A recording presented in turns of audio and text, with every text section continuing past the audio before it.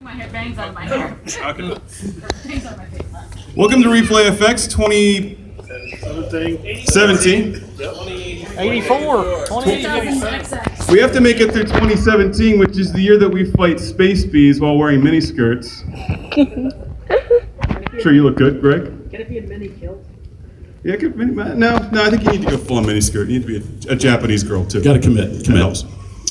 I'm Mark Bussler.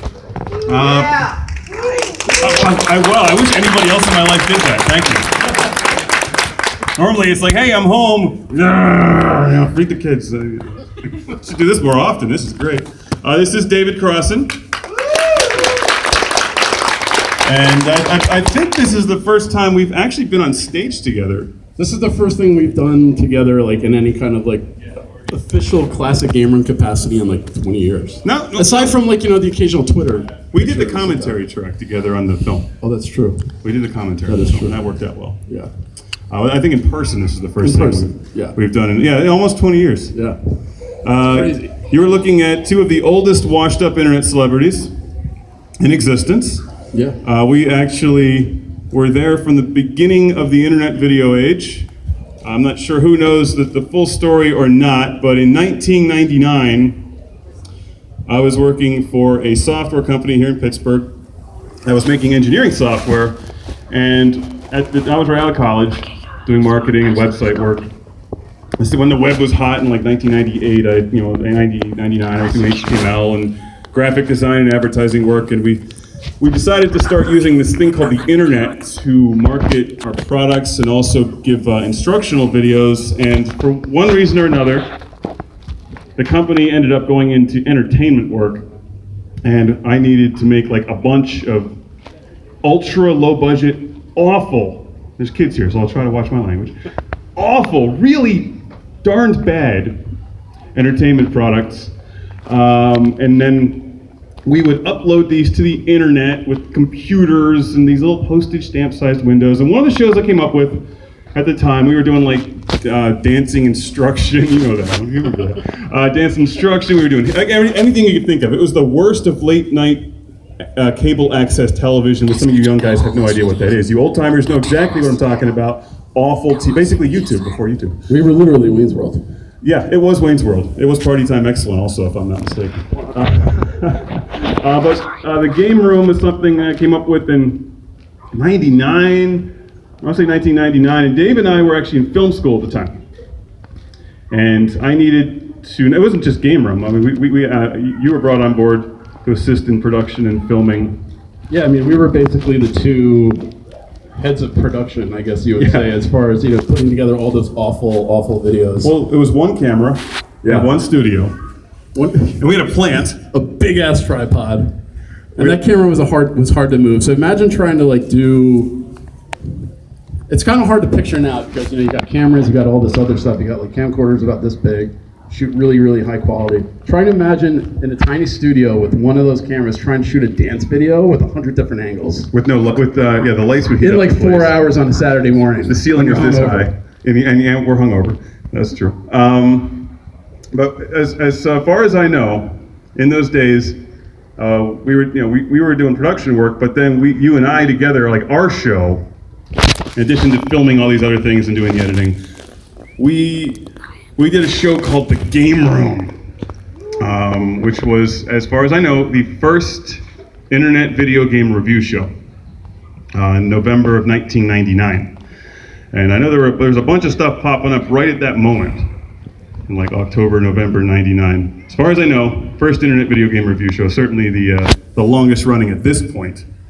Yeah, some of the other like bigger outlets were just getting into video. Like remember GameSpot was just getting into video. I think was GamePro a website back then? I don't remember, but like IGN, like those bigger outlets were just. What was IGN? There was one called Pseudo. I remember that. Pseudo.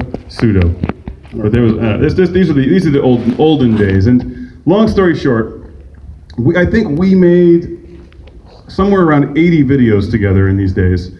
And this is before social media. So we would shoot a video, shoot a review, we'd edit it. Not before internet forums. We'd spam internet forums we'd go on to like IGN site, be like, "Yo, watch this classic game," or this, oh, it's just Game Room, and they watch the Game Room review of Tony Hawk Pro Skater on the Dreamcast, and then they boot us off. And that was on those days. Before social media, that's how we got the word out. We really had no idea who was watching the shows. It wasn't like today where people can just leave their nasty comments on your videos. Back then, they just had to email us nasty comments. Correctly, yeah. So we had no idea how many people were watching, and to this day, I still run into people like, I was watching you, when I was in the States at school, or I was watching you back in 2000 on our company's T1 line. Remember those T1 line? Because nobody with modems could use them. And in 2007, I actually I re-uploaded most of our old reviews onto YouTube, so you can see the ones where we're young.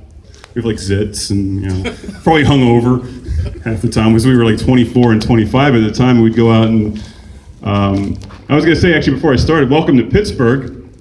This is my hometown, and I'm of all of my friends from Pittsburgh, I'm the only person who graduated from high school of my group of friends and moved back to Pittsburgh, and everybody thought I was nuts.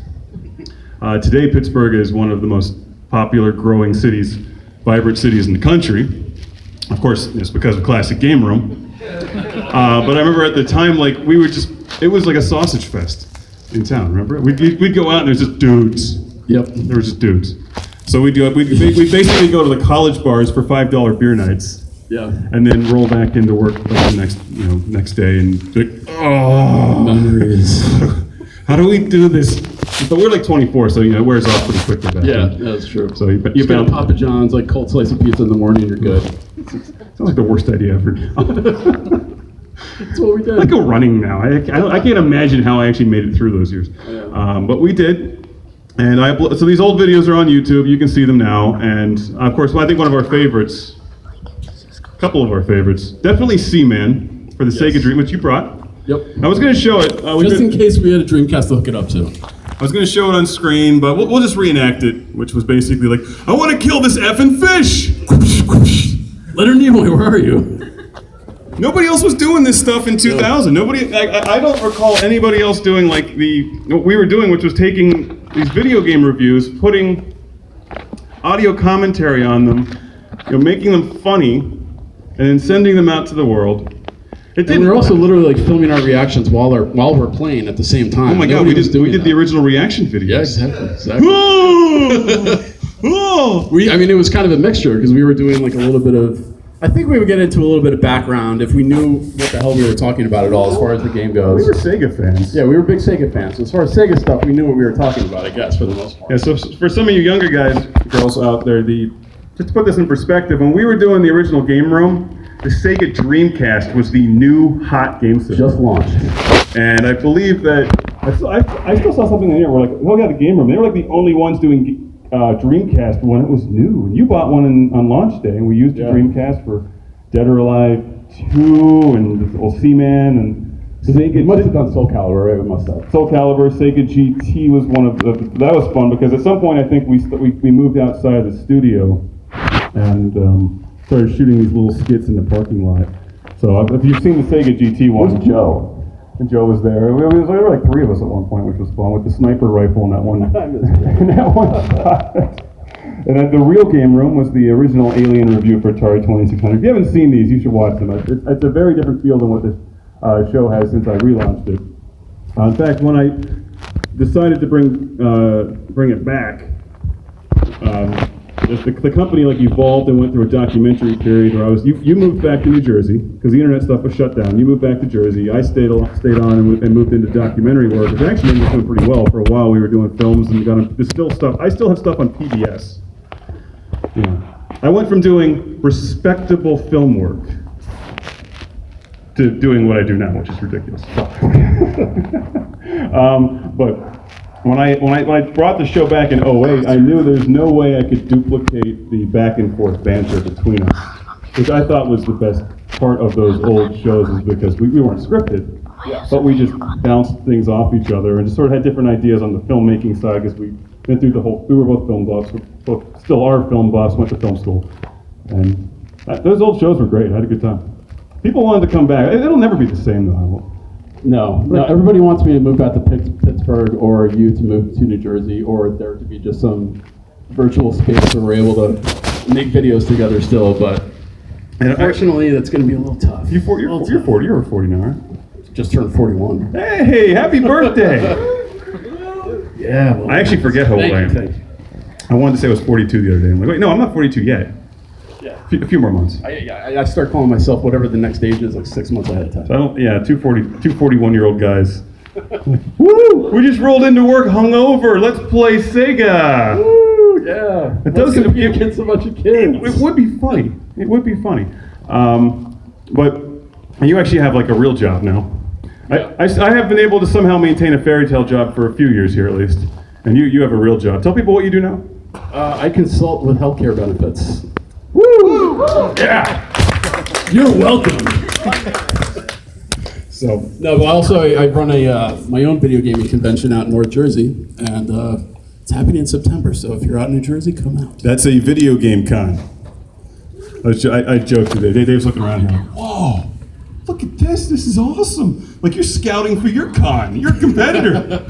If they knew that, they wouldn't have let you in. No, probably not. Probably not.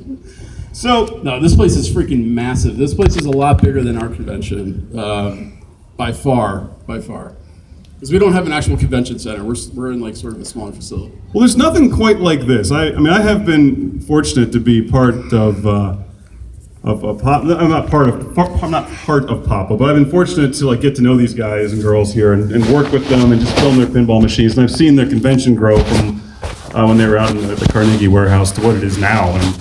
And Mark, I'm not sure if Mark's here. He's usually running around busy. But, I mean, they do such an incredible job with this show. And this is I always recommend it to everybody. Like, come to Pittsburgh to this show because it's massive. They take you over to the convention center. And it's big, but it's not so big Yeah, it's not that crowded. you can't get on the machines and actually play the game that you want to play. Like I've been to PAX, been out to E3 several times. And PAX in particular was I couldn't move, and I hate it. Can't stand being like crowded with like thousands of people anymore.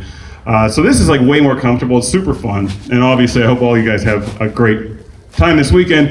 My plan for this talk was to have no plan, so we're pretty much going to open it up to Q&A here in a Yeah, exactly. I little was bit. going to say, let's take some questions. Yeah, let's just fire it off as far as new game room, old game room, Dave's healthcare benefits. Whatever you'd like to ask. Ben, how are you? I have a pair of jeans, tough grass, and I can't get out. What's the correct You have a pair of jeans of what? Tough grass, and I can't get out. Oh, a tough grass stain for jeans. You want to bleach those. Or just get rid of them. Just throw them out. You've heard of acid wash jeans. They're back now. That's hot. Put them in the shorts. Oh, yeah. But you want to get a matching denim jacket if possible. Cut off the sleeves. Denim underwear? Denim under? I have not tried this, but if you'd like to, go right ahead. And what other Maybe questions do we photo. have? Yes, JT the Ninja. Hey, your thoughts on the Atari box? The Atari box. Nothing will ever be the same with Atari. Like, they can re-release all the Atari games. And it's not to say that they do a bad job re-releasing them. In fact, I have the new Atari Flashback 8 in my person to it's at home to review. And it's great to see like the Atari brand continue. In fact, I was just playing this new Blade Runner experience on virtual reality on my Oculus thing with my phone. And it sort of takes you through this Blade Runner trip through the city. It's actually kind of neat. But you fly past this giant Coke bottle, and then there's a huge like Atari symbol, and then there's Atari symbols everywhere. So it's actually whoever owns Atari now. Like I don't even know who it is. Whoever owns Atari is actually doing a good job, I think, getting the brand out there since it's so synonymous with Blade Runner. Yeah. But part of the Atari experience is actually playing these old cartridges on the old game system on an old TV and like wiggling them and getting them to work in the first place, and like going out and just collecting these games you've never heard of before, and hoping they work. I do like the design. I like the physical design of the console, so I'll give it like the credit as far as that goes. But honestly, I don't know enough about it to really kind of get in depth about it. But it just seems like it's another one of these tablet in machine type things that they did with like didn't Tegra do one? I can't remember what it's called right now. Yeah, Like the NES Classic Edition version? no, like the Shield. I think I'm thinking of the Shield or something like that. you already It's will sort be. of like it's like a Tegra chip inside the thing. It's almost like it's like a tablet with no screen. Look, parents, I'll just make this clear. If you're not raising your children on Atari 2600, you're doing it wrong. Or Vectrex. You gotta get him to play it first. I'll play PS4 only. You need to move the red blocky thing to the white blocky thing and then bounce it into the green blocky thing, and you just created. This is too hard! It's a cosmic galactic adventure with women in bikinis from the future with lasers. Use your imagination. How do you know that? It's all from the artwork on the cover.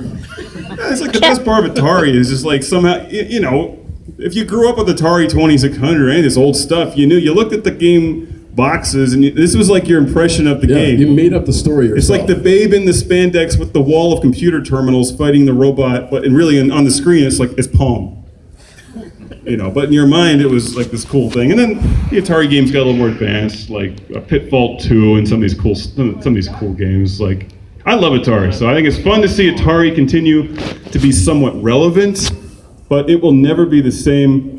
And like the 8-bit games, like the NES games, I think when you bring those over with an HDMI cable and you sharpen the graphics, like that actually really works well, I think, for the 8-bit and the 16-bit era. But for Atari, I think part of what makes Atari and all that old stuff is the imperfections. But that being said, as long as it's keeping it relevant, and I'm sure somebody's making some money on it, I don't know. I would not buy one myself, but I also own all these games anyway, so. It's sort of like the Sega for everything. It's just sort of like, yeah, I'm glad that Sega's doing it to keep the name out there, but okay, you know. I miss Sega Channel. I never had Sega Channel, so I can't miss it. I remember going to a hotel once. I was like, Sega Channel, what's this? This is cool. I don't think I ever saw it again. It was like 1994 or something, high school.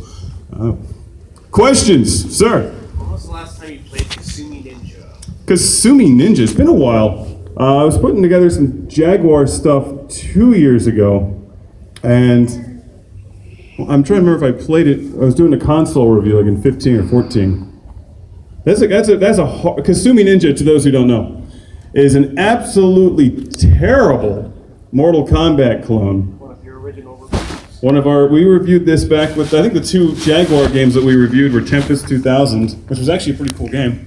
They have that out here. I saw that there was a TV that had that, playing Tempest. Remember Meltovision? That was the review where I think we had. Yeah. We either had. I can't remember if they were real margaritas or not, because we were under pretty strict rules, like do not drink in the studio. Oh, fine. Of course, now I just flat out. They were real before. I would and then ignore they were it real now. after. At 24, but they I was weren't real impressed. then. But I think we sat there with fake margaritas. We're like, "Hi, welcome to the show, watching Meltovision." Woo! So if you look up the Tempest 2000 review, you can see us with like young kids. Probably, we were never actually drunk on camera.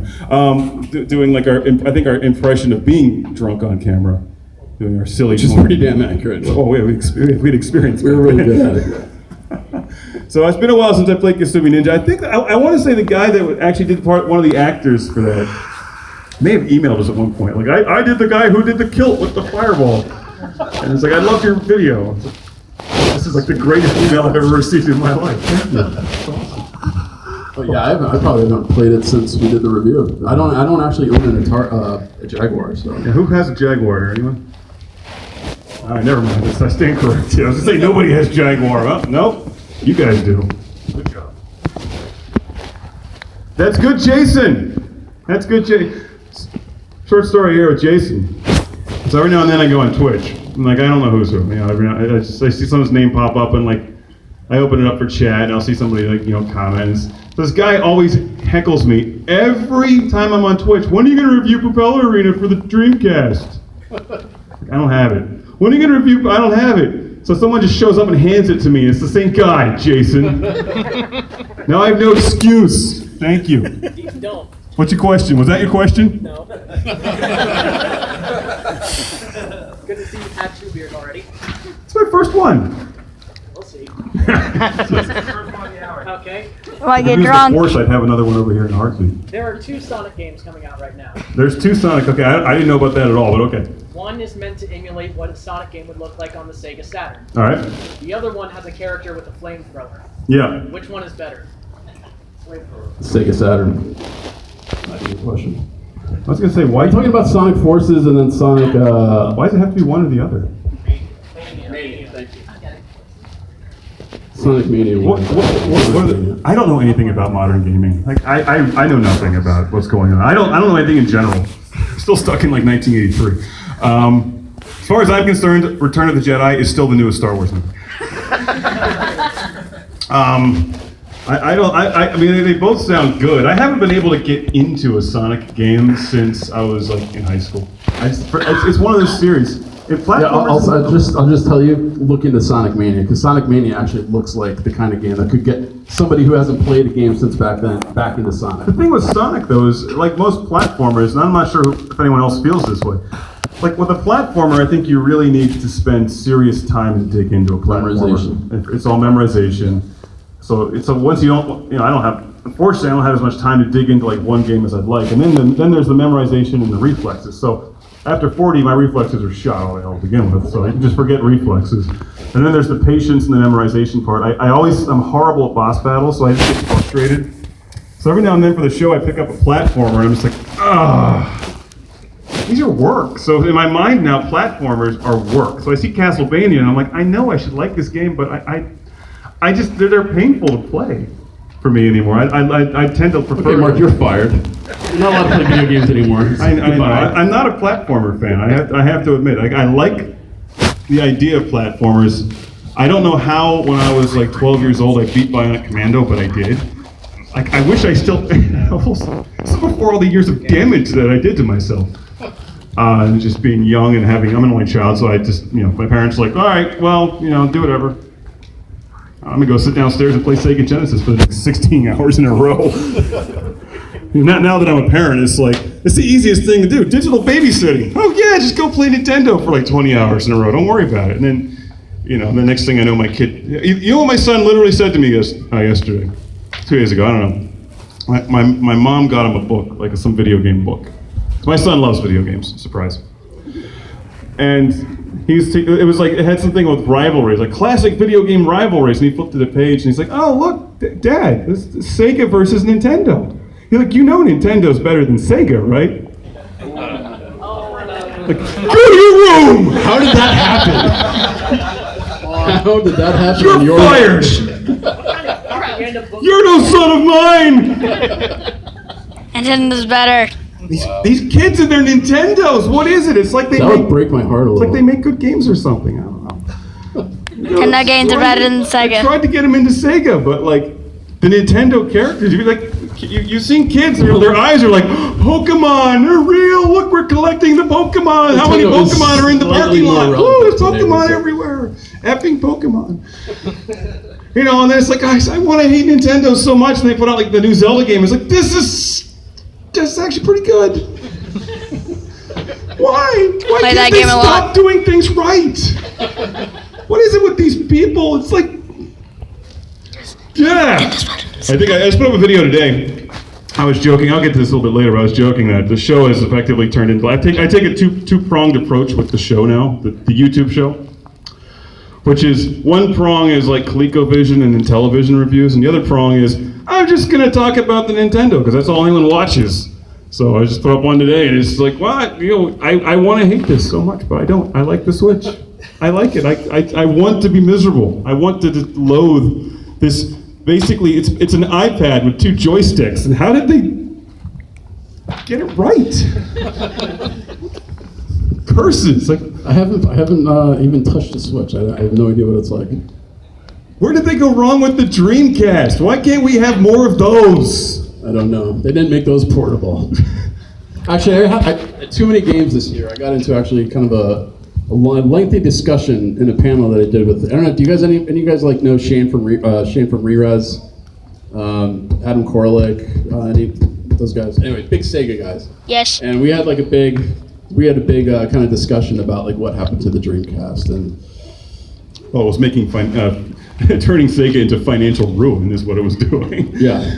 Yeah, well, yeah. I mean, that's they were just making bad decision after bad decision after bad decision, not bringing home like games that people wanted to play single player at home for long periods of time. They just kept porting arcade stuff, and the market was changing, and that was obviously a big part of it. So. Didn't have that in the US. 32X is awesome.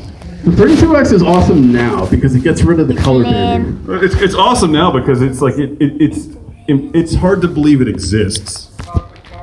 Cosmic Carnage is amazing. It's so bad that it's good. I just wrote like a whole self-promoting. I brought my book, but there's a whole section on Sega 32X. Like part of what makes it so cool is that it was the worst idea ever. I mean, who thought it was a good? The Sega CD I can understand. The Sega 32X, this big mushroom-shaped thing you put on top of it. It's got like, and now you got cables everywhere. And then there's like a limited library of games. But